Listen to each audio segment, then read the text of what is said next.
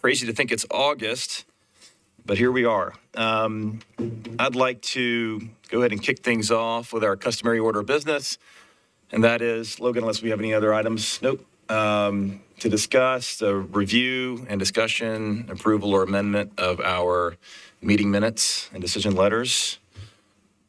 We received printed copies of those this morning. I wasn't here, so. And Fiona was absent, so she'll abstain from the vote.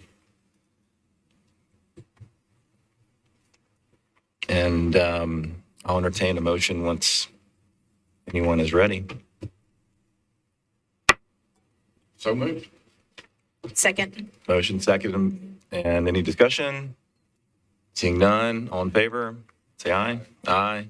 Any opposed? None. One abstained. All right. Folks, we have two cases on the agenda today. I think I see both applicants in the audience. The order in which we'll hear them is Hobbs Creek first and Gun Club second. Just two today, right? Yeah, just two. Okay. All right. So I'd like the Hobbs Creek applicant to come to the desk here. We'll situate you on your right side of the podium and on this side here, if you don't mind. And yes. Yep. And you'll see the mic there with a push button. You just press it once to speak and the green light will turn on. I'll let Logan introduce the case. Opening statement to the applicant. If you are not satisfied with a decision made by the Stormwater Management Commission, you may appeal the decision by filing for a writ of certiorari with the Davidson County Chancery or Circuit Court. Your appeal must be filed within 60 days of the date of the Commission's decision. You are advised to seek the independent advice of legal counsel to ensure that your appeal is filed in a timely manner and that all procedural requirements have been satisfied. Case number 1 on the agenda, case 2025-00008, Hobbs Creek at 2202, 2204, and 2202B, Hobbs Road. APNs are 131-012-B00200C0, 131-012, B00100C0, and 131-012, B90000C0. Inspector is NPDES, Council District 34, Sandy Ewing. Applicant's request, disturbance of the Zone 1 stream buffer to allow impervious structures within the common elements fenced-in backyards of 2202 Hobbs and 2204 Hobbs to remain. Continuous mowing and maintenance of portions of the stream buffer. Waiver of buffer signage. Appellants are Ray Lucas and David Mott, represented by Ray Lucas and David Mott. Comments, Stormwater staff. NPDES staff discovered unauthorized disturbances to a no-disturb riparian stream buffer during a routine inspection of stormwater control measures at the property of 2202B Hobbs Road. The no-disturb buffer became effective when the parcel redeveloped under grading permit 2016-043549. The disturbance, including the removal of mature trees, mowing, and the installation of unapproved impervious structures within the defined no-disturb buffer, which is/was common space owned by OSC Hobbs Creek. Per Metro Stormwater Management Code and Regulations, NPDES initiated enforcement proceedings to the Hobbs Creek's HOA, requiring the disturbed buffer areas to be restored. This site does have certain unique circumstances that seemingly contributed to the buffer disturbance situation. Codes had no comment provided. Planning, no comment provided. Greenways is not requesting a greenway or greenway easement. Mr. Chairman, Yes. since this was initiated by staff, would you like a quick rehash of how we Please. got here? Rebecca, if you could bring up our PowerPoint, please.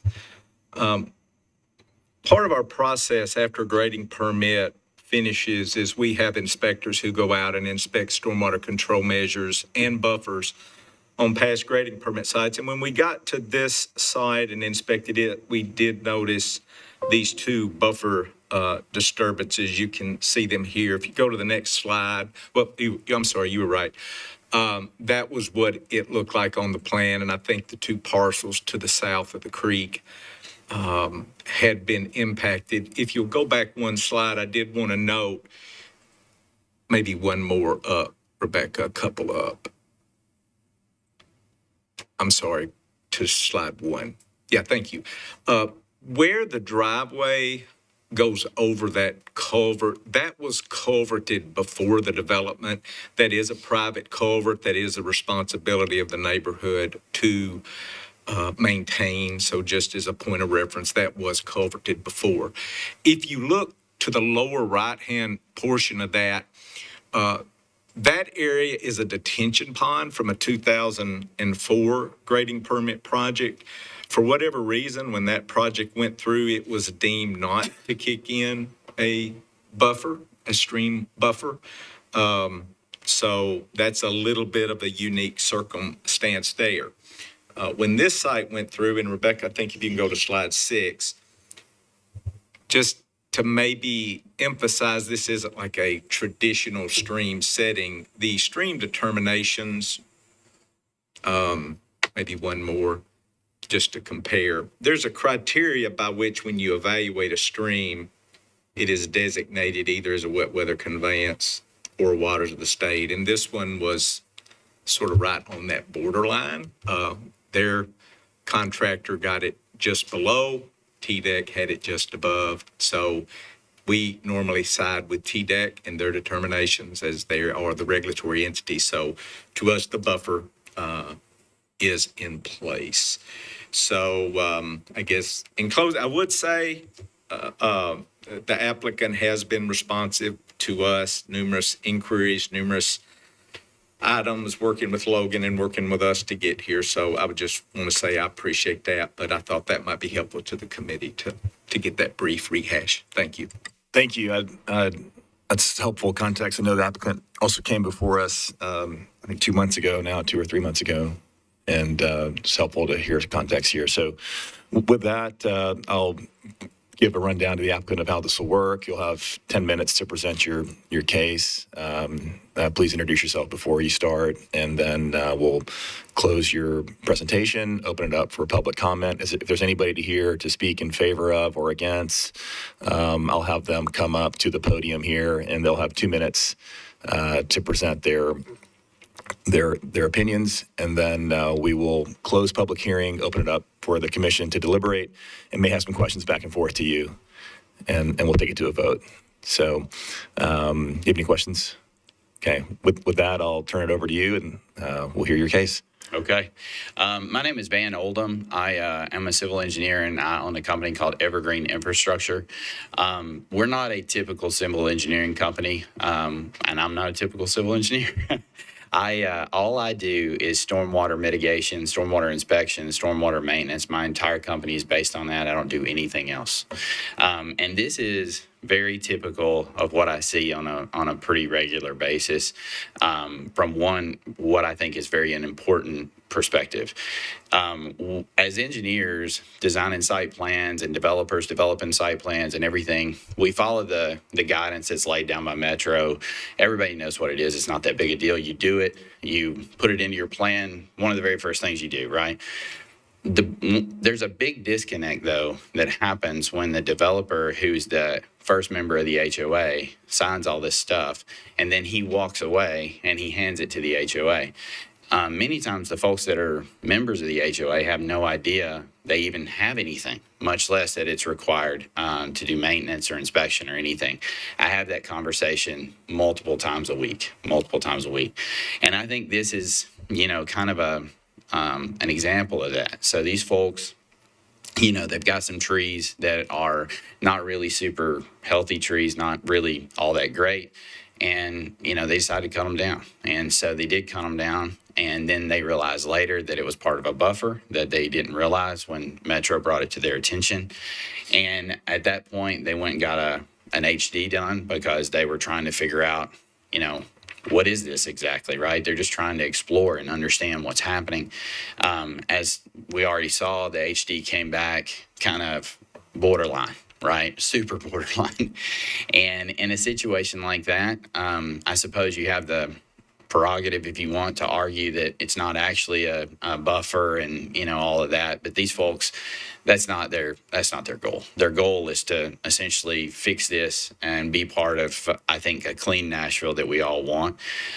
So they engaged with me, and I, really helped them to kind of understand exactly what's going on here. Why is the buffer important? It's for the nitrogen cycle, and why do you have all this bioretention all over the place, and what does that do, and all that kind of stuff. And together, we worked through kind of a process to try to figure out how to remediate this. Obviously, I'm a civil engineer. I'm not a landscape architect. So we did contact and engage with a landscape architect that I work with on a regular basis, Brian Ray with Cumberland Land Design. And Brian put together a plan, which I believe is in the slides, where we're going to replace the trees.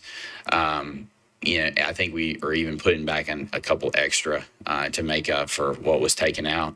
And I think at the end of the day, it's going to be an amenity to the community. It's going to look nice. And, the goal here is to get approval for that so we can get these in the ground and we can kind of get this behind us and we can move on. Okay, that's your presentation. Thank you. Okay.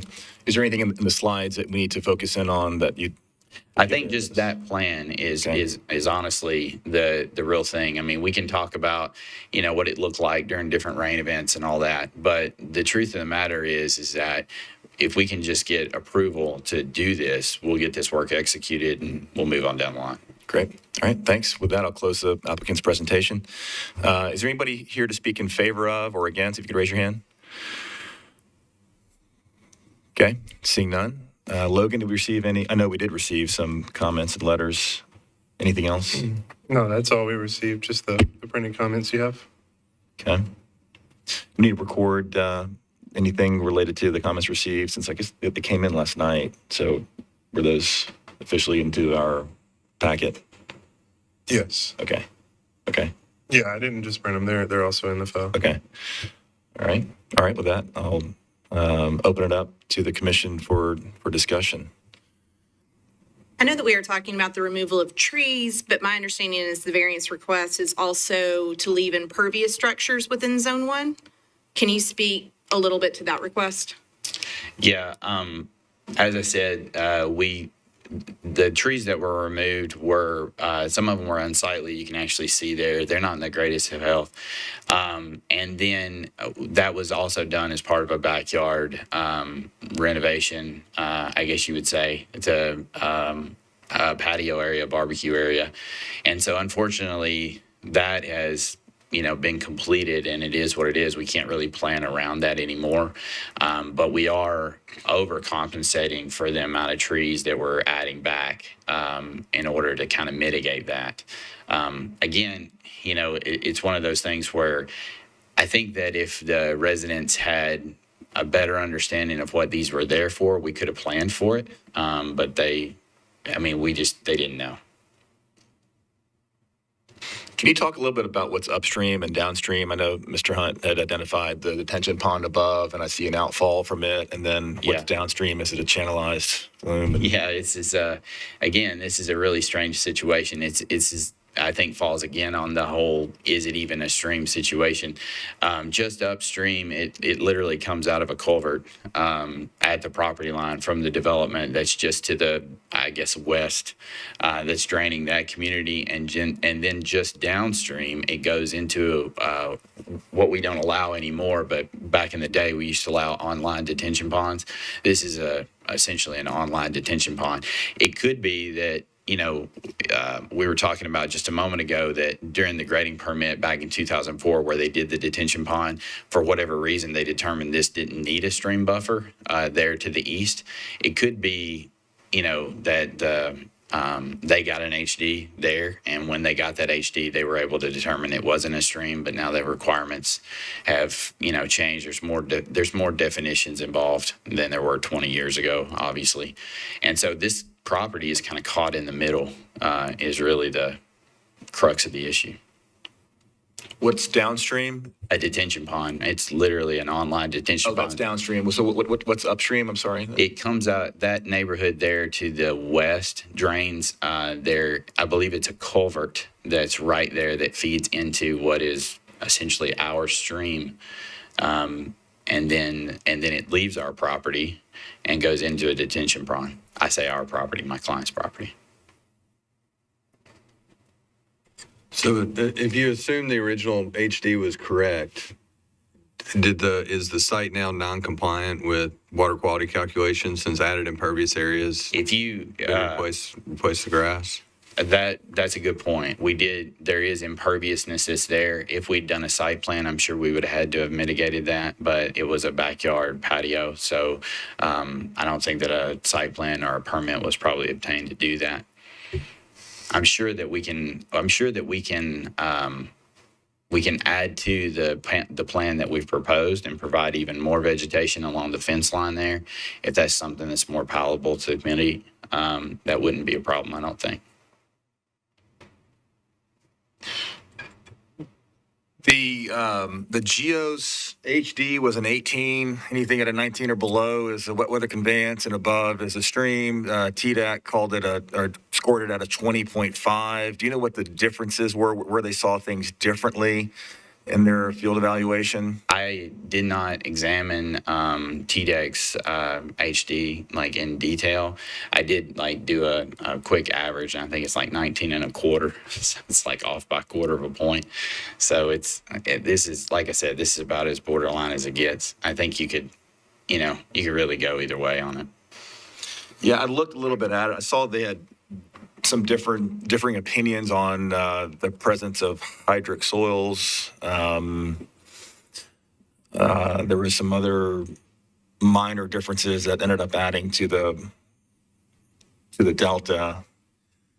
I don't know, if Rebecca, if you paid much attention to it and can provide some color. I haven't examined them. I should note that there were 3 HDs, 2 declaring it a stream, and then only 1 that said it was not. Urban streams are really hard to key out with TDEC's hydrologic determination system, simply because they've been disturbed. You don't have a lot of those features that you would normally recognize as a stream, so you typically tend to lean on whether or not there's water. And so the hydrology was commonly there in this stretch, but as noted, downstream there is a detention pond, and when that detention pond was built, it probably destroyed any stream characteristics that were there. Do you remember what the original, you said there were 3, what was the first one out of the first one score? I'm not even sure what the first one had as a score. It was done as part of the development initially by the developer. And I think it was a barge one. I can probably go back and find it in the files, but it is the one that classified it as a stream to begin with. And that's why the site was designed with buffers. Mm-hmm. Do you know if the HOA appealed TDEC's decision? I've not seen that HD, the original one. The only one I've seen is the Geos, which is I think 18, right?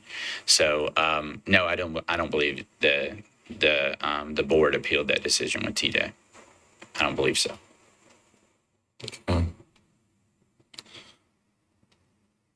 No, they did not. Okay. And again, I think that, the issue here is they're not really trying to make a case that it's not a stream. Their issue is what kind of vegetation can we put in here to cause, to get the mitigation that's necessary is really what their goal is. Yeah, I'm looking through the score sheet. I mean, TDEC did not find leaf litter in the channels. Geos found some hydric soils. Looks like Geos did not find hydric soils, whereas TDEC graded the soils as hydric. I don't know what the soils map shows for this site and if it's classified as hydric, but looks like TDEC found microorganisms pretty easily. Geos did not after an extensive search.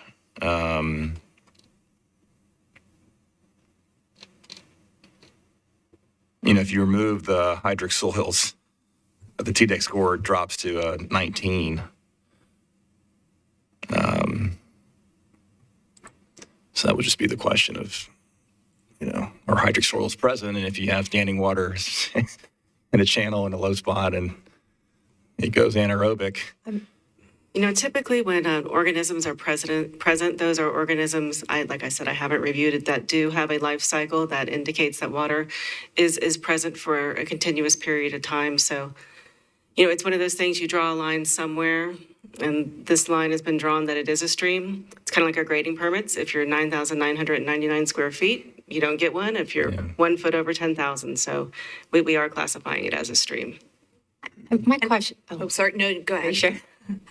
I definitely understand that there's that lack of information, and, in a perfect world, right, they would have that information. And this deal, this doesn't, I guess, push that onto the owner should have done it, Sure. and there has to be some accountability there. So I struggle with that.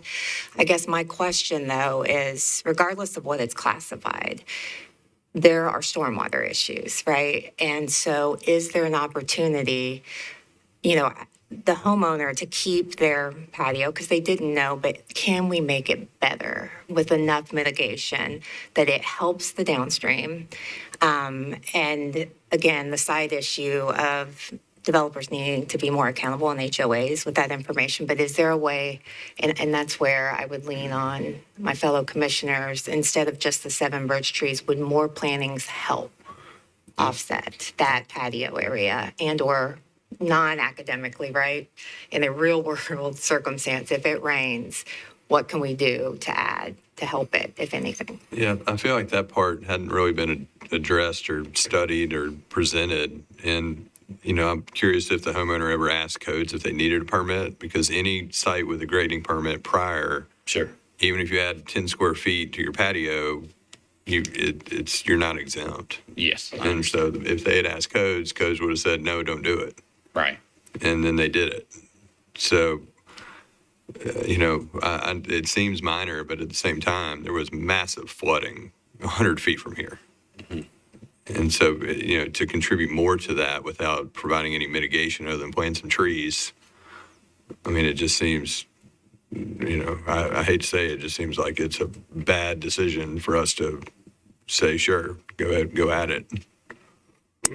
I would say the one thing, looking at this, the position that I take, this is a stream. It's been determined to be a stream. I don't think that the applicant before us is saying that it's not a stream. And as such, there is a Zone 1 buffer. And that's the way that I see this. So I'm looking at this as a normal case. I know at this point, it originally came because of an inspection that happened, which found them in violation. And now they're coming before us asking for a variance request. And obviously, the trees are an issue. Trees can be replaced and we can do additional plantings. I think it is the impervious surface that has been installed, which is more of the concern. And I kind of think about that in the way that we normally look at these cases.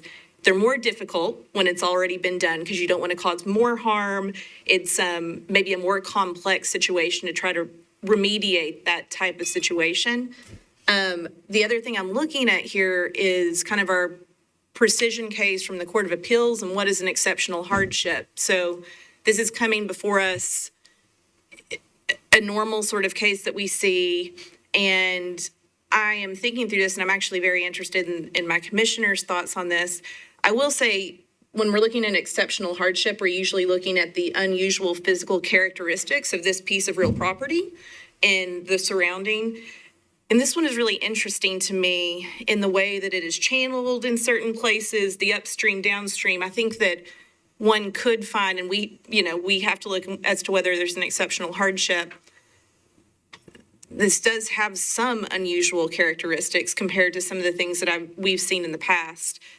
But for me, it really comes down to those impervious surfaces. We know that there is flooding, and we're here to protect the community and make sure that any sort of variance requests that we may approve doesn't cause greater harm to any anyone else in the community. So those are just my initial thoughts. I'm interested in what the other commissioners think about maybe some of the unusual characteristics. Could I make a of comment this. about that first? So I think we're really talking about two separate issues then, right? So we're really talking about water quality and we're talking about water quantity. So we're talking about two separate things. So if all we're interested in is replacing the buffer, then you're really talking about quality, right? And I think that the plan that Brian put together pretty much addresses that. And I mean, maybe we can add a little bit more vegetation, to your point, to get us to the water quality requirement that we would need to, but we still have the quantity that you're absolutely right. We have more impervious cover than we did prior to the remodel of this backyard. So what if, in order to mitigate that, we implemented like a rainwater harvesting system on the downspouts of the patio, or there on the back of the patio? We can provide a little bit of detention there. They can use that water for irrigation anyway. And that's essentially a solution that would solve that problem. I mean, it's not going to be that much water anyway. It's 1,000 square foot patio, if that. Yeah, so I do agree it's an unusual site, and we do have water quality and water quantity issues. The buffer also helps with absorption of the rainwater to help with the quantity, not just the quality. So it serves two functions there. I like the idea of some rainwater harvesting and thinking about kind of a slower release of that back into the system. And I was concerned because it looks like, okay, the mitigation plan is to replace some trees, but not really address the amount of impervious area that's been added, which we typically require going above and beyond that area on the mitigation to improve the system. But looking at the variance request, it has 4 elements. One is disturbance of the Zone 1 stream buffer for the impervious areas. Another piece is the continuing mowing, maintenance, and the waiver of the buffer signage. And then the last is to not have an engineer and landscape architect prepare the plans, which it sounds like that's been taken care of. But I think one thing I'd like to see out of this is thinking more about kind of restoring that buffer to more natural and minimizing the disturbance through mowing in that buffer zone, because it is a buffer zone. It is a stream. Yes, it is a residential area, but if we don't require signage or we don't prevent mowing, we're not really helping that buffer do its job and protect the stream water quality and quantity. So I'm concerned about those two elements in addition to the impervious area. So I think, it would have been good to have had, the applicant come back with, here's how we're going to ensure that we're not in the same situation related to this buffer in 5-10 years, especially if it changes hands property-wise or ownership-wise. So I appreciate what's been done. I appreciate where you're trying to go, but honestly, I feel like it's just not enough. And coming after the fact, if it hadn't been found and in violation, if this had come to us like Commissioner Simpson was mentioning, I think we would have required some of these things that the variance request is asking for to be above and beyond to really protect that buffer. So in my opinion, it's a good effort, but just not quite enough to really remedy the situation that was created. So to be clear then, I hear what you're saying and I get it. If we added back though rainwater harvesting and even a beefier landscape plan that would, I would assume, add more ground cover elements as opposed to just trees, is that would satisfy the buffer requirement and the quantity? We'd be where we need to be. I think to add to what Ms. Camp is saying, because I agree with her assessment and share those same thoughts. I think one of the reasons that we have the requirement of an engineer as a landscape architect is to think about it more from a systems approach. Sure. And coming in and saying, we removed 7 mature trees with a mature root system and a mature canopy that's contributing to that system, and coming back in with a 2-inch tree to replace it. Absolutely. Doesn't really mitigate it and doesn't really think about it in that same way. Same for the whole management and ground layer and mid layer. It kind of works together in the way of making it spongy and making it work, to mitigate the impacts of turf that's mown and managed and the impervious surfaces in it. So I think it needs a more holistic approach to what the conditions are out there. Okay. The other question on the impervious is the fence. Is the fence in the buffer? I believe the fence is, I think it runs along it. It may be in it a little bit, but I think it runs along it. I'm not sure about that now that I'm sitting here. I mean, And- the buffer looks like it clips the house, Yeah. doesn't it? Yeah.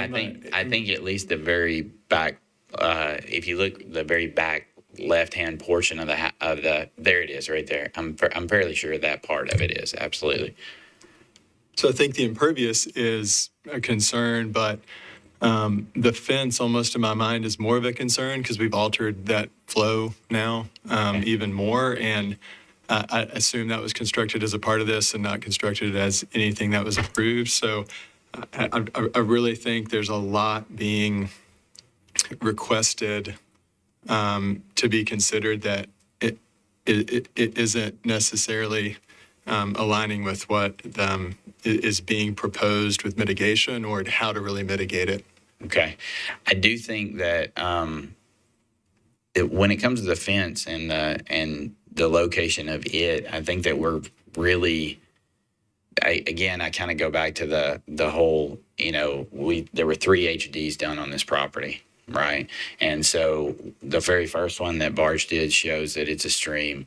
Then Geos did one, it's not a stream. Then TDEC does one, and it's a stream. It's super, super borderline. I don't think there's a problem doing rainwater harvesting. I don't think that there's a problem, to mitigate the impervious the impervious cover. I think that's a no-brainer, and I think that makes a lot of sense. I don't think that there's a problem looking at a holistic approach to the vegetative buffer. I agree with that, using native species.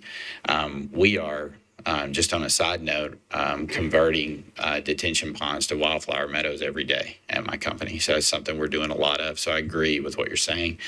On the other hand, though, relocating, the patio and the fence and all that, I think that's going to be problematic.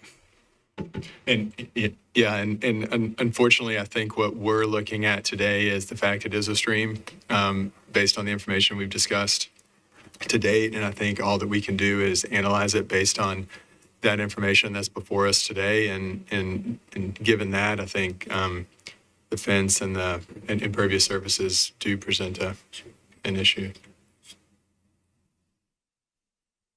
So one of the challenges we have is we have to rule on the plans that are before us. And you can, discuss doing more robust plantings and rainwater harvesting, but without actual plans that shows what's going to, Right. quantifying what that is, that makes it challenging. And we don't have the information in writing for That's that. right. So it sounds like we're going to need more information. Unfortunately, the quality and quantity stuff is all relative to the design at the time of permit back then. And so site-wise, it might not make a difference, or it might. And so even if we approved it, if you're now non-compliant, then you'd still, you got to figure out the calculations part for the site. So to that end, then, obviously I don't have any survey data or anything like that. So, but I could provide somewhat rough calculations, using like Google Earth imagery, like historical imagery. They've got as-built and then Well, the they do original that. design to see how I guess, tight it was. I guess I could use that. Some people over-design and some people are right on the cusp. Right. I guess I could It use just that. depends on. I was really talking about like the patio though, and the changes that have happened with that. I'll just convert that number from bypass grass to bypass impervious Okay. and see if it see if it flips it to Okay, a red instead of a green. okay. We can definitely incorporate these changes and resubmit if that's needed. I just struggle because I don't know if we'd approve this if it came in prior to being built. Yeah. So I it's- believe, if I remember correctly, last time we heard this case, I think we discussed almost the same issues and same concerns. And to be honest, I don't really see much that's before us today that's different other than 7 trees in there. And so I don't want this to become okay, try this now. Agreed. Come back. Yeah, we're not here to offer design advice or I understand. an approach to handle the unfavorable stream determination. I mean, you're still asking to mow the zone 1 buffer in the common area. I mean, Well, that's what I'm saying. If we pull that, before you guys vote it down, we'll redesign it and we'll come up with a new submission. I mean, I can't, you guys needed we would have preferred you come to us with the most robust plan versus us. This is meeting number 2. It's rare for us to defer again and have meeting number 3. I understand. What's presented to us is not. I wanted to try to help you with the scoring and some of the subjectivity that's involved in that process, and the HOA decided not to appeal the TDEC determination, which is an option they could have taken, considering how close this was. I think the HOA could have hired a surveyor to as-built the current condition and the impervious surfaces of the subdivision to ensure from a water quantity standpoint we were in compliance, or go back to what Jay Fulmer was saying to see if there was capacity within this development. You've got other areas where I saw when Rebecca pulled the screen up, additional stormwater outfalls, I think. I saw some lines on the northern section of the property. So is there opportunity as a whole to improve the water quality and runoff coming off of this site to the adjacent properties? That's the type of broad view approach. We've been narrowed down on this one stream area, but look at the rest of the site. Can we do other things? Sure. To mitigate the added impervious, to improve the outfall, to improve the quantity? You are in a tough situation where upstream and downstream are cases that don't really help you. No. They're channelized and they're coming into a detention pond. Can I ask a question? I mean, are we moving towards, I guess I'm confused of, I guess I'm trying to understand where the commissioner's at. Are we saying that we're going to disapprove? Or my question is what is the harm in deferring? I know we're not in the design business, right, of telling them, but if there's an opportunity, this is, at the end of the day, stormwater is confusing to single, homeowners, just your regular. If there's an opportunity to improve the situation, I mean, if, beyond, hey, take your patio out, is that really going to be the difference of, hey, you need to implement, actually detaining some of the runoff, putting in the natural, but if there's going to be a positive outcome from deferring and having them look, and, we can argue whether or not it's a stream and they appeal, but if there's an opportunity to improve, I would like to see that deferral and give them an opportunity, because it is a little bit of a nuanced situation, and this takes discussion and time to kind of mull over sometimes. Yeah, I'm happy to throw it to the commissioners to vote on deferral or a vote to approve or deny. I think it's up to the applicant to ask for a deferral, or it almost sounds like you'd be more interested in withdrawing and submitting a new Sure. variance request that doesn't include some of these elements that, Absolutely. so. I'm going to turn to staff and What's legal on that. If you can provide some guidance on this would be unusual, I'll say. What part would be unusual? Deferring for the second time. and not providing a ruling on what's been presented to us. Let me ask, I know that we've had some rule changes that I think came into play maybe last year. So if we were to deny, when is the next opportunity they could come to us for a variance request? I can't recall off the top of my head, but I know that we had discussion on that. I think that might be helpful for the commissioners to know as they determine whether a deferral is appropriate. I wish I could provide that with you.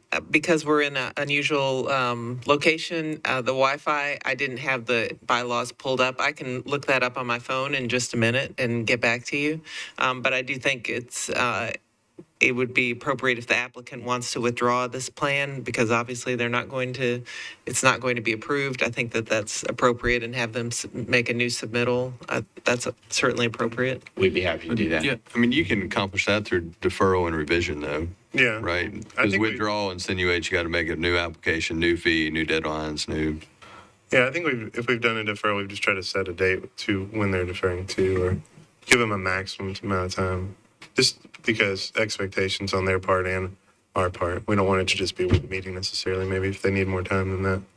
If they defer, can they modify the variance request, like the last item, to not have an engineer and landscape architect, that could be amended or removed Yeah. in a deferral? Yeah, definitely. Okay. And I think where we are, we had this conversation a couple of months ago where there became sort of a pattern of deferral where we felt like applicants were using the commission as their own sort of design review board, was putting a lot of additional work on our staff at Metro. And we did have robust discussion on this. So I completely understand where my commissioner is coming from in that regard. I do think if a deferral is where we go, we just need to be very clear. This is a very unusual precedent. To be honest, I think the fact that we're now talking about if we were to deny, what that remediation looks like and could make this potentially worse, the situation that is there. But I do want to be very clear, this is not a normal precedent that we would be setting to allow somebody to come before us to have more than one deferral. It is our job to actually rule on these, but we have to look at the big picture as well. Yeah, I want to be very careful, and because we've been handling this case in a special way where we're providing almost feedback on alternative approaches to mitigate the damage that's been done. And I don't want to have the commission liable in a sense for saying one thing in this meeting and you coming back and doing what we've proposed for you to explore, and then us saying that it's not necessarily solving the issue. It's your professional team's, responsibility to do that and come before us for approval or disapproval, not for us to provide ideas. Understood. I do think the elephant of this situation is the features exist. They're not being asked permission. They're there. And are we doing more harm requiring them to be removed? Is there something we could do to allow it to stay that would offset its being there in a compromise? And I know you don't want to reward people for not following procedure, but this is 21 years ago that this development came in. But I think you could probably justify deferral based on the fact that it's already there and we're doing everything we can to not tear up the situation further.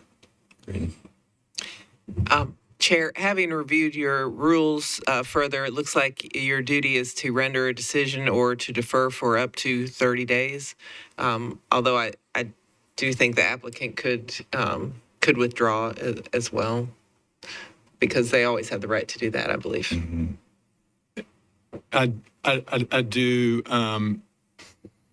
agree with what is being discussed in the terms of we require professionals to come before the variance committee to present the facts of the case and the mitigation that's being requested or that's being proposed based on what the conditions are. I don't want to get into a situation where we are debating and it's let's do the absolute minimum and see if we can get it through with them, and we get an unlimited number of tries to do that because they'll just defer it.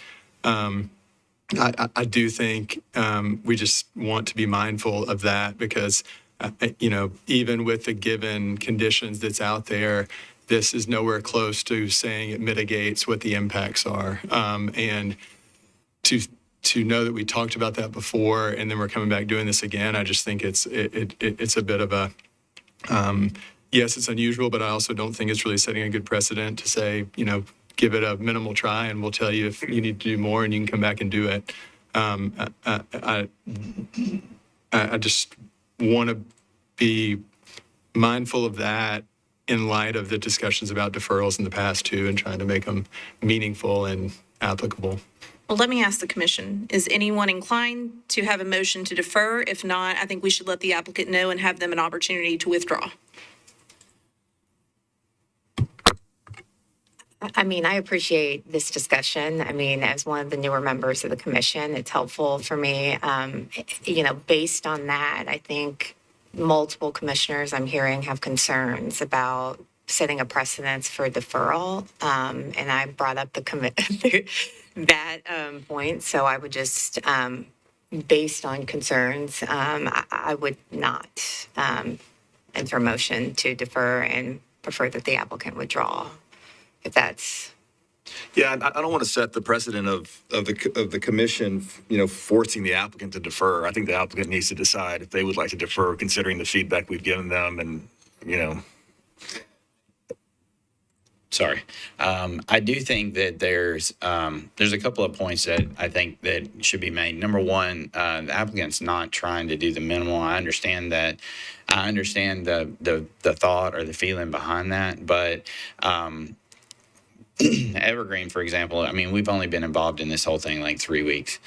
So up until now, the applicant's been trying to basically navigate this on their own, I think, in a large way. So the point was made earlier, we could have appealed the TDEC's decision. That's true, but people that sit on an HOA board, they don't know that they can do that.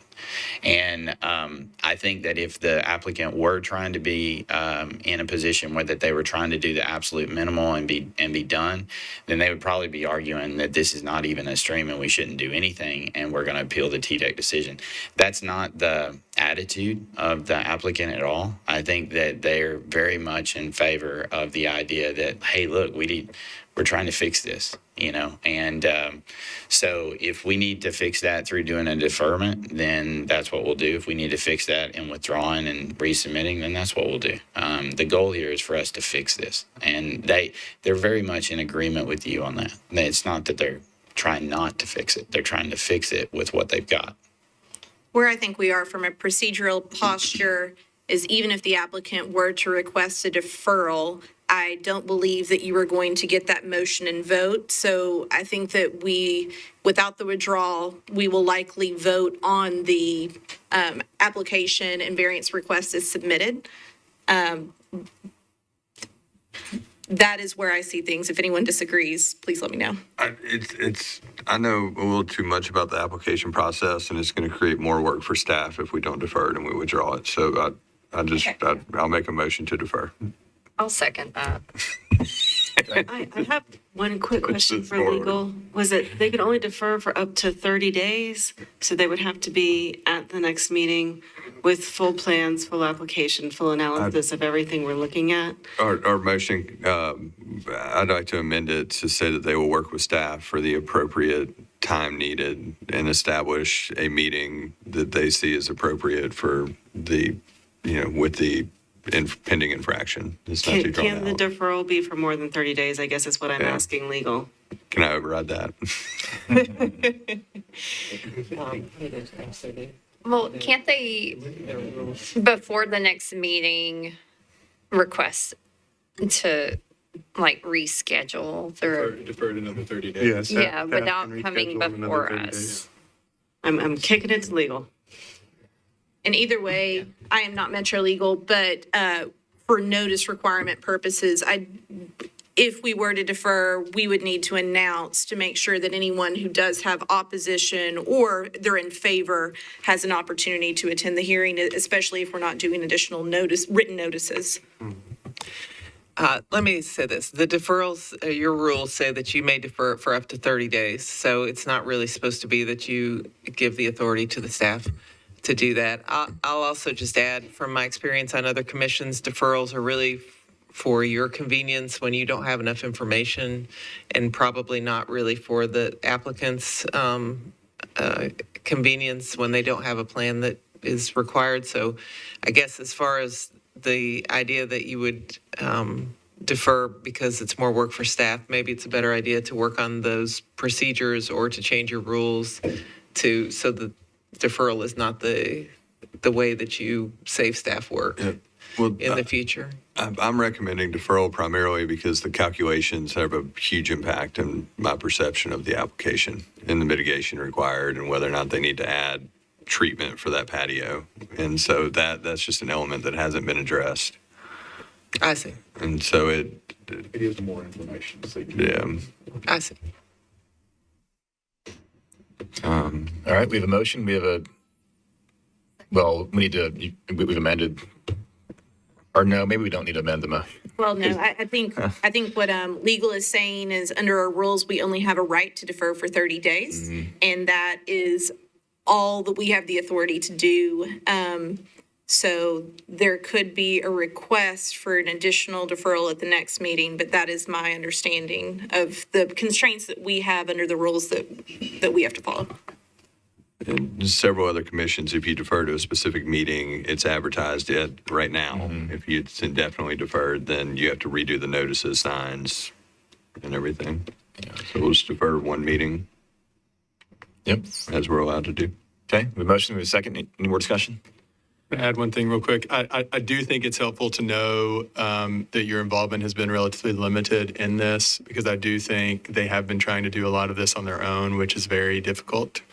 And given that, I would be more inclined to support a deferral, given that it's a much more of a complete package with the information we need next time, so that it can be properly reviewed, given the information recently shared.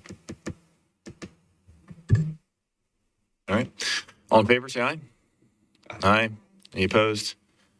See none. Deferral granted. Thank you. All right, next applicant, please come up, Gun Club, to the podium or to the desk. And while you're doing that, I'll have Logan introduce the case.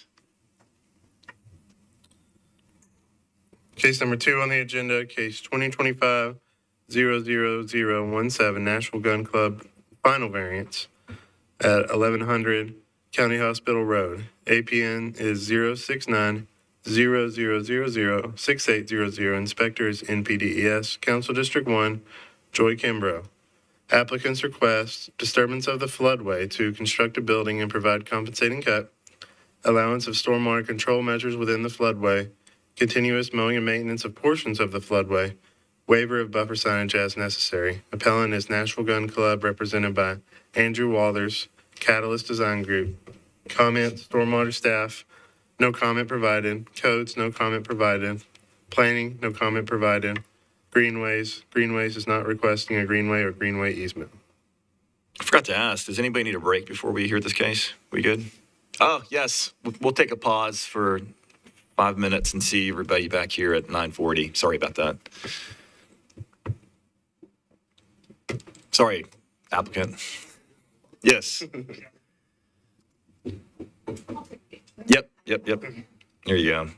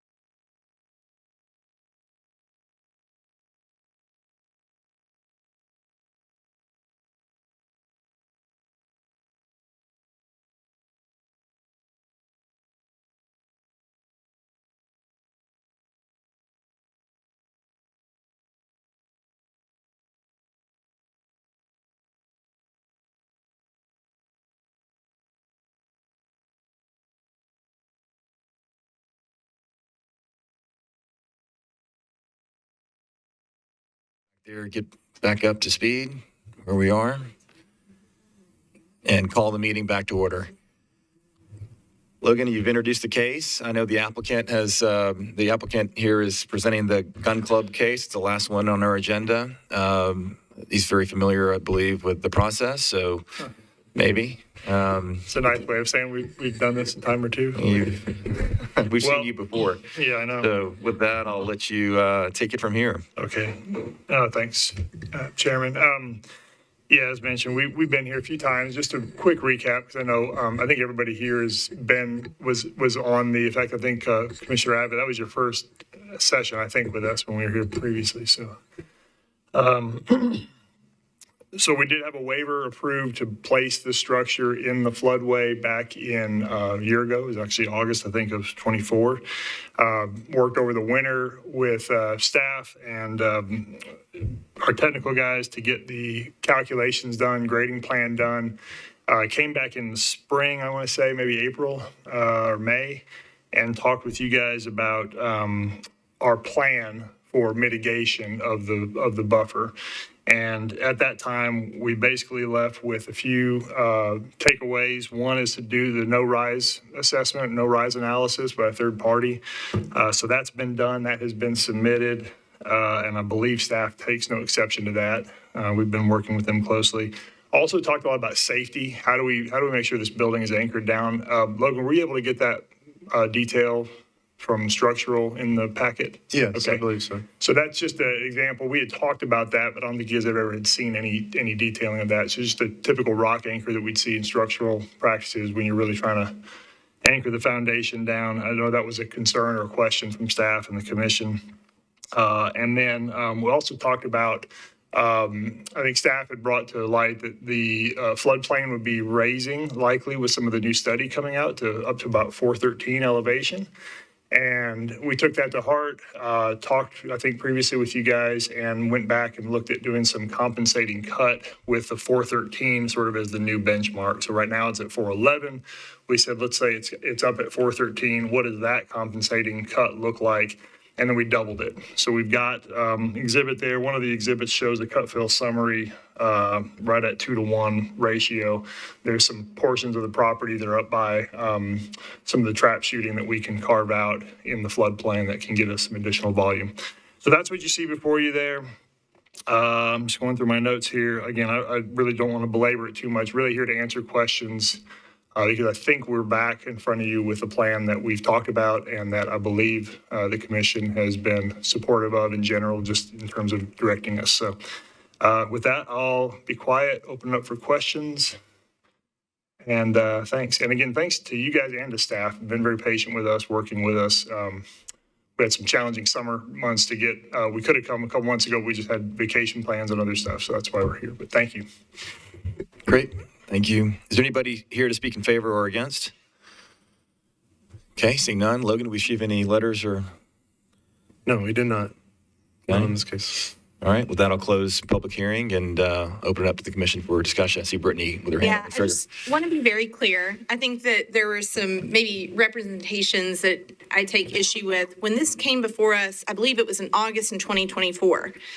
We did not vote to allow construction of a recreational facility. The only thing that we voted on, so this is in a floodway, we as a commission are not even allowed to hear those type of cases unless it falls into a list of exceptions. What came before us during that appeal was, does this fall under this recreational exception? So that vote alone was that was just to determine, can they come before us and make a variance request? So I do want to be very clear. We have not voted to allow construction of this facility. That's what this hearing is today. And so we're supposed to be looking at this as a normal variance request. But I did want to be, because it's a confusing the way it came to us initially. We don't normally hear those type of appeals, and they were in a place where if we didn't make a ruling, they were kind of stuck in no man's land. From an appellate process. So I did want to be very clear to make sure that the commission understood where we were in the posture and what is being asked of us today. But there has been no vote or approval of us to actually allow construction of this facility.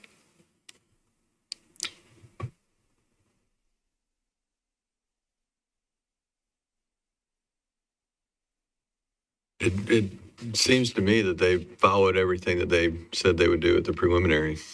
They got the no rise, they, Just confirming though, you did increase the recommended elevation that's not published yet by 2 feet and then doubled that requirement on the cut. Yes, sir. So, and as a reminder, so the floodplain as it currently sits now is at 411 elevation. The structure itself is actually sitting up at 415.5 is the finished floor. So it's well above that 411 and even above the 413 if that turns out to be the elevations that are adopted. But just in the interest of saying, so we were never impacting anything below the 413 with sort of the building pad, but there is some surrounding supporting area, from parking and just some hardscape that did get slightly down into that 413. And so that's the zone that we looked at. It's a pretty nominal area of 703 cubic feet that was impacted between the 413 down to the existing elevations. And so that's the area that we said, okay, that's area we have to fill. We'll go back and compensate that at a 2-to-1 cut. Yes, sir. And sorry, because that was my first meeting, can we also revisit the mitigation, even the compensate, Sure. talk through that? Yeah, and we haven't harped on this. I mean, some of the initial exhibits, we had talked about planting on the stream bank. I think the discussion from the commission was that's probably not something that you guys want to encourage or want to go to. I forget all the reasons. I think there was some other groups that had done that and maybe not had as much success. So we pulled that off. We are providing, and I don't remember the exact numbers, and I apologize. There's a portion of the parking lot, I want to say it's maybe 0.3, 0.4 acres of existing, I would say it's highly impervious, whether it's sort of a chip and seal or a pavement, of some kind. There is definitely an impervious component there to some asphalt that's been placed.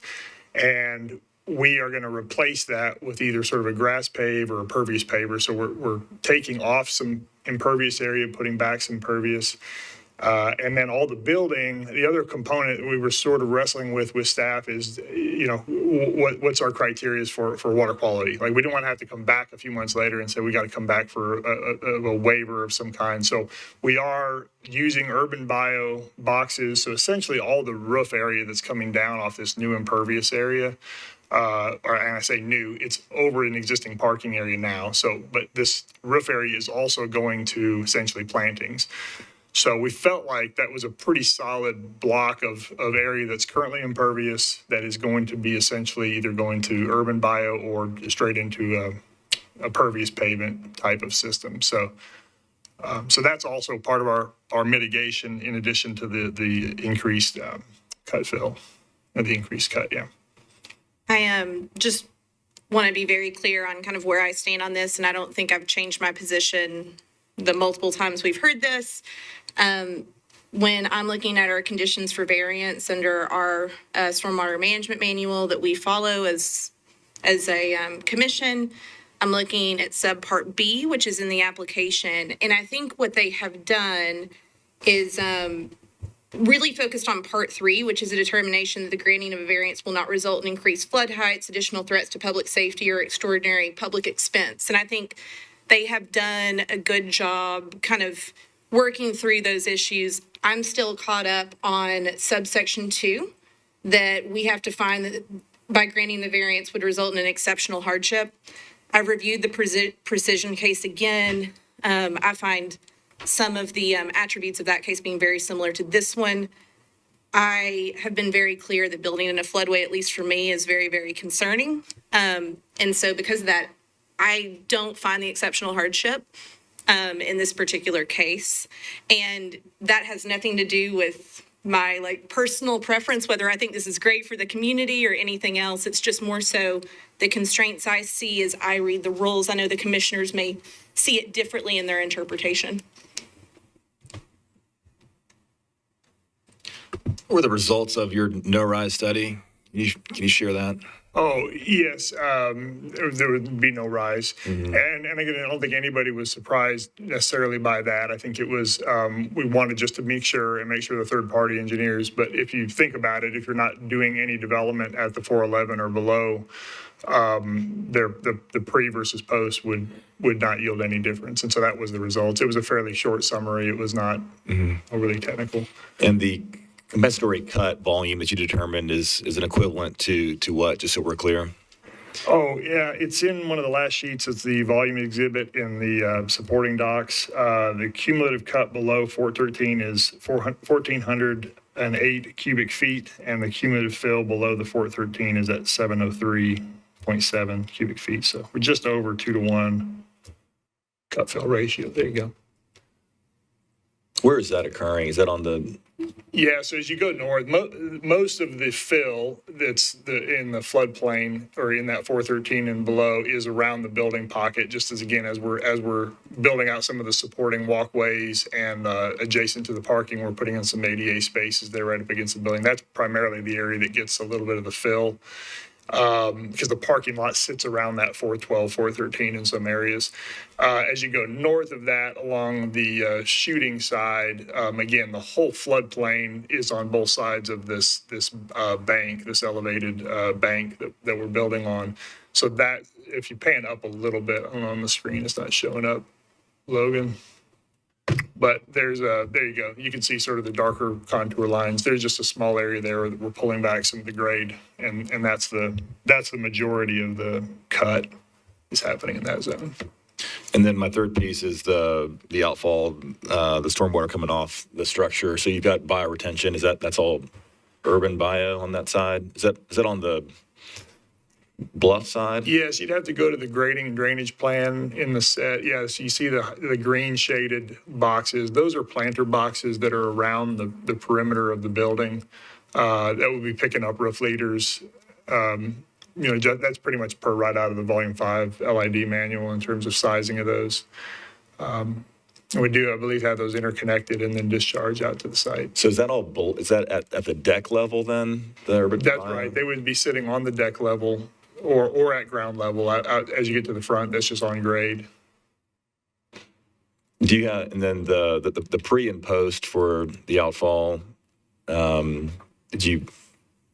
Yeah, it would be less. I don't have the data there. It's certainly less, just again for what I mentioned earlier in terms of trade-off of impervious to pervious. So you have a parking area that's going to sort of a grass paved system, and then you've got all the buildings going into urban bio, which gives you a curve number reduction. So I don't remember the data. I think it's in the supporting docs though. There should be a summary in there that gives the table of what that actual pre and post is.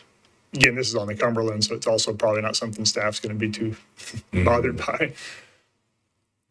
Can you remind me the floodway elevation? I'm just kind of trying to get my bearings again. Sure. If you go to that cross section, again, sorry, Logan, we're making you jump around, buddy.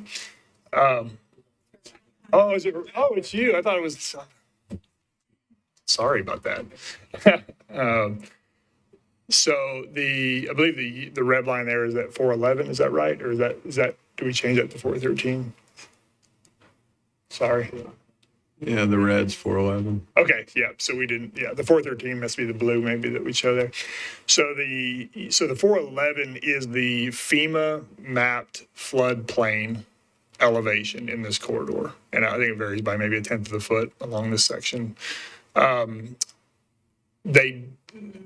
Roger can certainly jump in if he needs to correct me on this. I'm not a floodplain expert, but the floodway is not necessarily defined by an elevation. So the map, what we typically do is using the map, we would see the floodway is actually across the entire property. That was actually, to Commissioner Simpson's first point, when we came in for the appeal, it's just such a unique scenario because by elevation, if you want to look at it to that way, we would say that everything above that 411 is out of the floodway. I don't think it would be feasible for a floodway to be higher than the floodplain because it's typically the primary flow path of water. Roger, again, don't let me lie to this group. So we were making the point that even though the mapped floodway is here, it's likely contained in the bank just by the elevation. Therefore, we were seeking some relief from the ordinance section that said you could not build in the floodway. And Commissioner Simpson rightly pointed out what we were getting to is the technical language of what type of structures are allowed to be built in the floodway. And with the appeal vote was that the type of structure that we're building is the kind of structure that would be allowed in that category of exceptions. That does list out, yes, but then you still have to demonstrate no rise and go through some other things. And we also knew we would have to then come back and do a mitigation plan for essentially what amounts to a 0-foot buffer on that floodway. Does that answer your question? No, thank you for clarifying, because, and I feel like that nuance that it's coming back Yeah. is important in the hardship discussion, in my opinion. So. So relative to the new modeling of the Cumberland River, we issued new maps in 2017 that effectively lowered the base flood elevation in the Cumberland River by a foot. And we've enforced on those. Those are adopted by the council. There have been 2 subsequent releases of modified maps that don't address this area. But this is different from what was issued in 2017 from the perspective that in our work with the U.S. Army Corps of Engineers, Barry Moran is the H&H engineer that has done all of our modeling for probably 20 years. Barry's position was that one of the things we had never done, we did update LIDAR and things like that, but we had never remapped based on current information relative to the flows coming out of the Old Hickory Dam and flowing to the Cheatham Dam. So what he's done this time at significant expense, both to the government and to us, is to remap the Cumberland River. And they've remapped it from the Cheatham Dam all the way through the Cheatham Dam essentially extends the water level caused by the Cheatham Dam, extends all the way through the downtown Nashville area, all the way up to. So anyway, we've talked off and on since the early parts of his release of new information was that the base flood elevation was going to rise anywhere from 2 to 3 feet. And different segments of the river, the rise is a little different. This one may be, and we'll provide Andrew, if the commission sees to approve this, specific information about the base flood elevation at the point of the gun club. But so it differs a little bit as you extend your way up, as you progress up the river. That model has been completed. Literally within weeks of right now, and is being prepared now to submit to FEMA for their start of their review process, and they'll run it through all of their reviews, and so eventually there will be a new set of floodplain maps issued for this whole reach from Cheatham to Old Hickory, and then the council will adopt those as effective maps. But we have the authority as a regulating entity to say, hey, this is the best data we've got. They're new maps. They've been reviewed not just internally by the Corps of Engineers, but they've been reviewed by the entity in California that literally writes the models for those maps, and they've given a sign off on them. So, a year or more has passed since we began this process. We're ready now to submit them to FEMA, and hopefully, it could take a year or more for them to approve those, after which we would then adopt those. But we have the authority to regulate to those maps now based on what they show. And so that's the data we'll give Andrew. Thank you. The public comment period on those maps is going to be interesting. It's about to put a lot of downtown in the floodplain. If y'all thought the previous project had unique property, I think this one far exceeds that. It does affect the entirety of what we refer to as the East Bank and the River North, because as soon as we found out that there was a 2+ foot rise, we went to the mayor's office and said, there's a 2-foot rise downtown. So all of the discussions, all the work with the consultants that are doing work on the East Bank and the River North area, we've said, hey, do your work based on this new level defined by these new maps. So we started enforcing to this quite a good while ago. Oh, and unrelated to this project, just think about how much money is being spent to exceed it. So if he's wrong, it's a lot of wasted tax dollars. And if he's right, then it's a lot of money being spent. But I asked the mayor if he was aware of it, and he said, yeah, it's gone down since the original assessment, which was an interesting thing to hear. But that's a side issue. I think that there's extreme community benefit to this. I think it's a very unique property. I disagree that there's no hardship. This is going to provide extreme value to the community and to teaching people and kids and hosting events. And it is a very unique application. And so I'm inclined to support it. And I think it's been designed appropriately to not cause harm, to be anchored. And to mitigate any fill based on the future elevations. So, Also to reiterate, in 2010, it did not go under and cause any further downstream damage either. yeah, it did not flood the existing building, which it's going to match, for all intents and purposes, the elevation of it. You know, it's 7 tenths higher or something, but that's a good barometer. And just to clarify my comments, I agree with everything that you're saying about the community benefit. I will say I think that this would be a great community benefit. My comments related to the Precision Homes case, and in that particular case, there were 3 vacant lots on Miami Avenue that were along the Cumberland River entirely within the Zone 1 buffer. And in that particular instance, there was a discussion, is that unique characteristic enough for that real property since it was all in the Zone 1 buffer? And ultimately, the commission, at that point, I think it was, we weren't the commission, but whatever the previous name was, denied that variance, and then they appealed, and the Court of Appeals agreed that you have to look at the unique characteristics of the land with the adjacent property. So when I say I don't see an exceptional hardship when I'm looking at the real property characteristics, that is what I am particularly talking about. And I felt like it was similar to sort of that particular case where everything was covered in a Zone 1 buffer.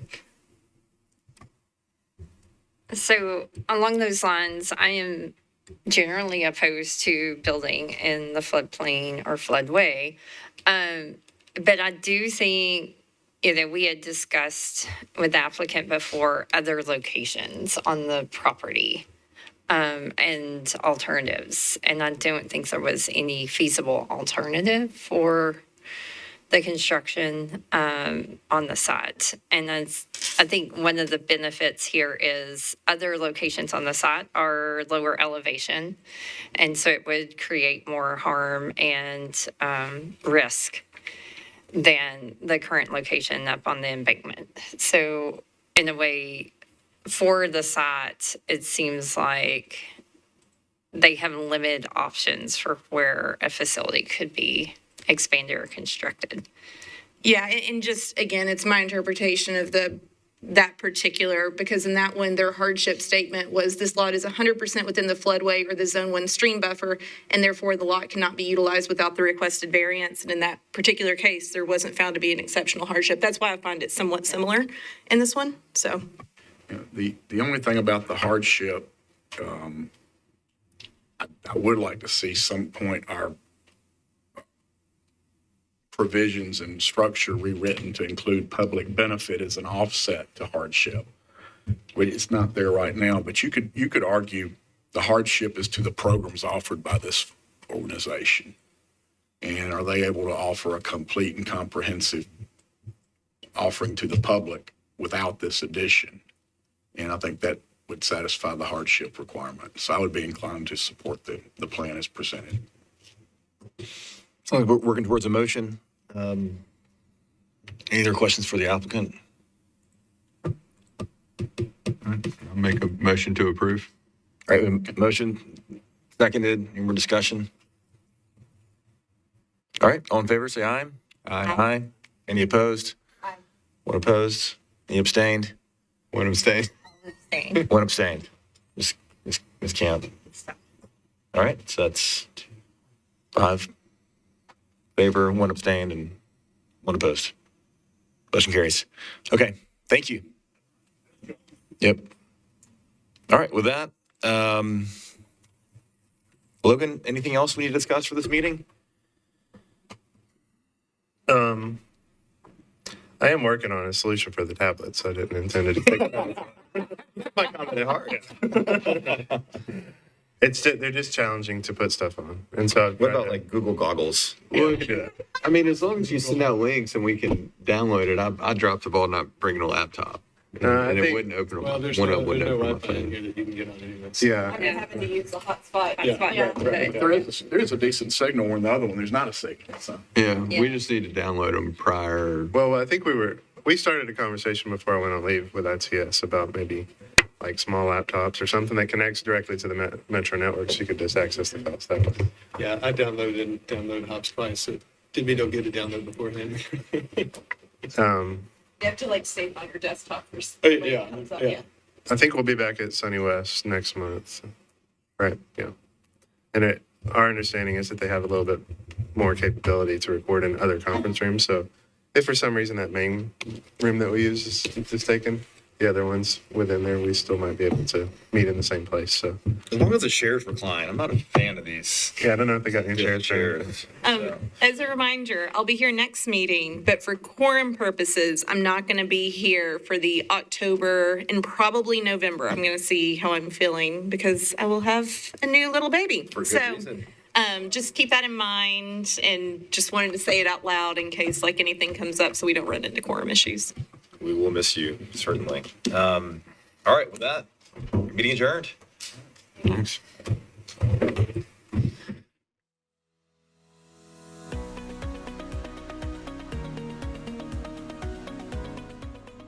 This has been a service of the Metro Nashville Network. If you would like to see this presentation again, or for more information on this and other programs, visit nashville.gov.